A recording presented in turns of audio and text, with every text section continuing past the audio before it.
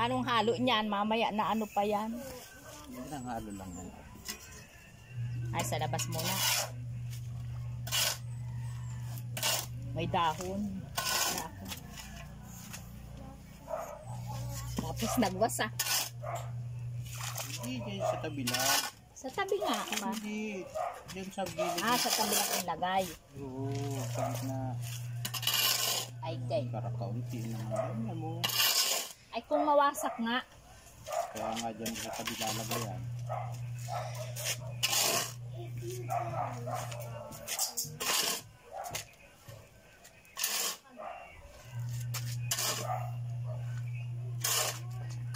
Ah, ako na ang sunod yan magawa.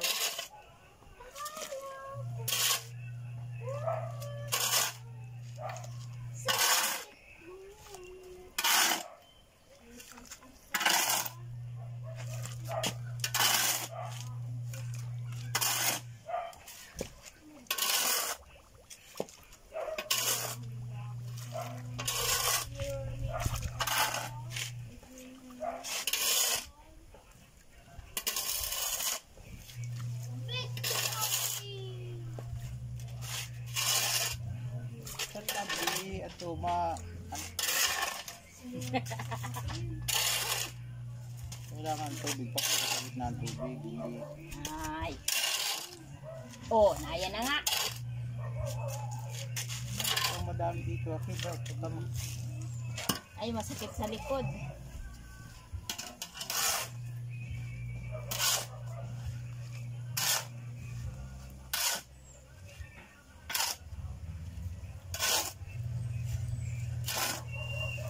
If you dance all day. Nag-apaw na nga.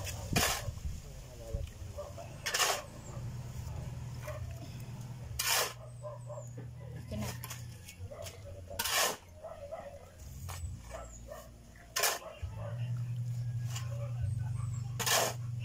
Mawasak na.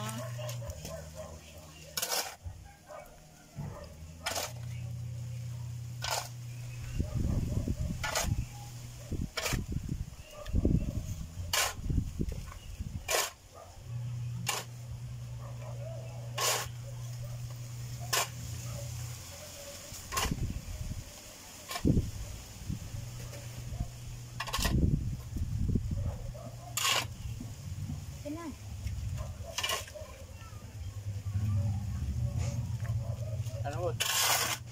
Yan lang sa gilid niya. Aron na. Ay, mawas. Tira. First time. Mawasak na ang masa. Ayun o. Ara sa kabila. Ayun pa o. Sa dulo.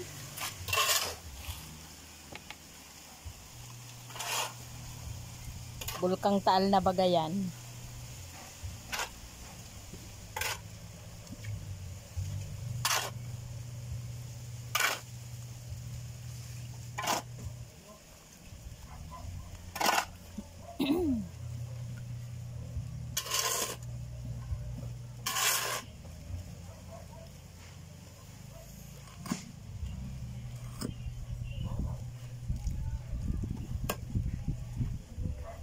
Ano?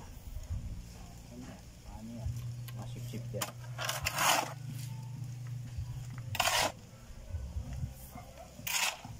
Oh, nain na sibot ka ngayon. Sige. Hidap. Dito. Kasi na, diba? Ang timba. Alisin mo sa labahin. Dali. Dali.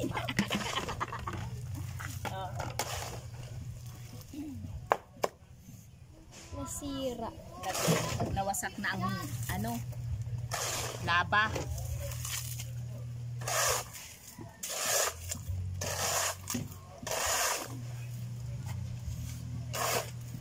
Yeah, di pa naman halos yung ibang buhangin. yan.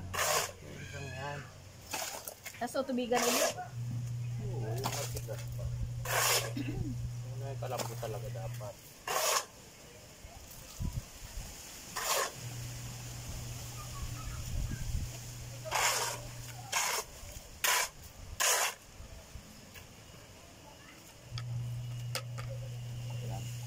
Pang ano, pang dugdug. Ang dundun. Ang pandulog at malambot yun.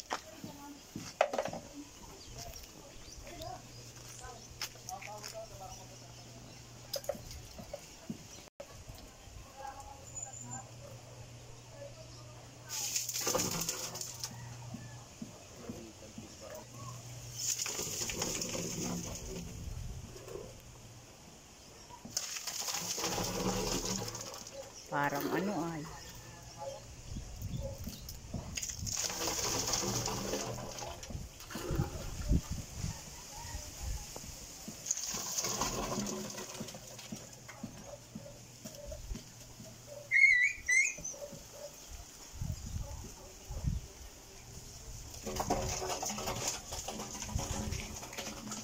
Hulog na ang sinampay.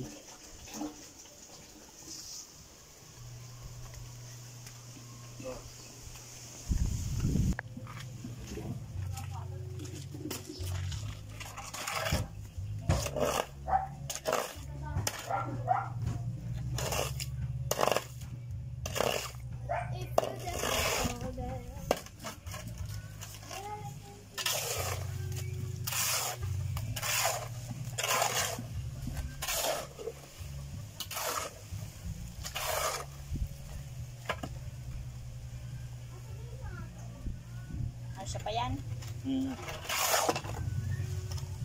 Haluhan ko ng kaunti at masyadong malambot.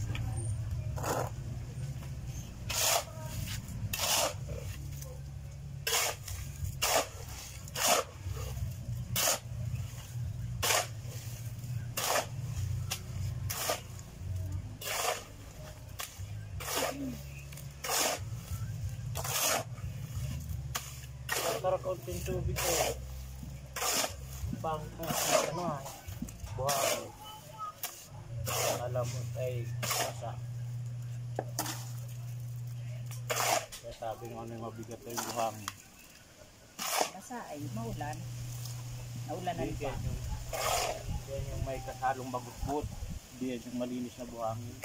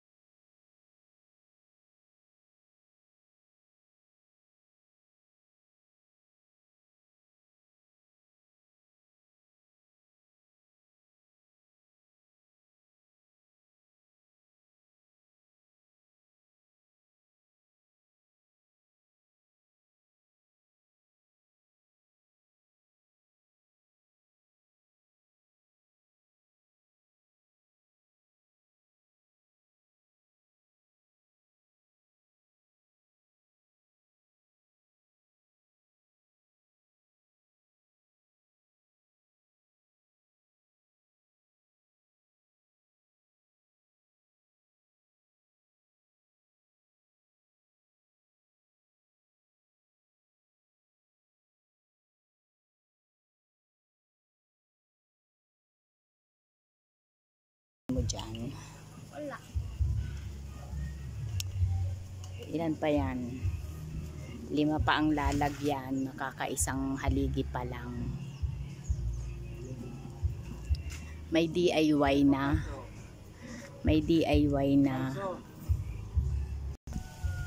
Nakakaisang haligi pa lang. So, may DIY na.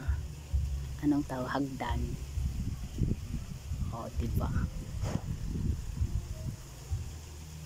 So, malaki itong kusinang ito. Kasi, malaki sadya siya. Kasi, so, dito sa lugar na, sa part na to, ako gagawa ng chakoy. So, dito ako, ito yung masahan. Yan, yung part na yan. So, medyo malaki-laki siya. Ito yung masahan.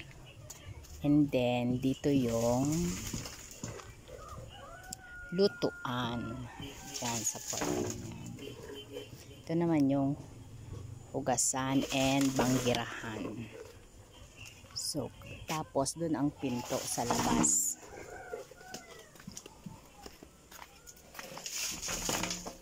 Yan, dito ang pinto palabas. And then, mag-extension pa tayo dito ng terrace. Para, o diba, kakaibang design. Instead na dito sa harap maglagay ng terrace, dito sa kusina. Kasi mainit dito, kahit maglagay dito ng terrace, mainit yung araw galing dyan, o nandyan ang araw banda, so mainit dito. So dito, sa ganitong oras, ma-presko na, malilom na. Kaya dito ko napiling magawa ng terrace. Para ma-presko ang tambayan kapag pagod sa trabaho. So yun, pangatlong haligi na yan. And may 2 pang natitira. So tapos yan ngayong hapon. And then patitigasin muna siya. So ang budget is 4 haligi lang muna. The next time na magkaroon ulit ng budget para sa bubong, yon, bububungan na naman. Utay-utay lang, ganun lang para mabuo. Mahirap biglain kasi walang ganun kalaking pera. So sa paunti-unti mabubuo din ang proyekto. So yan muna guys. Thank you so much for watching.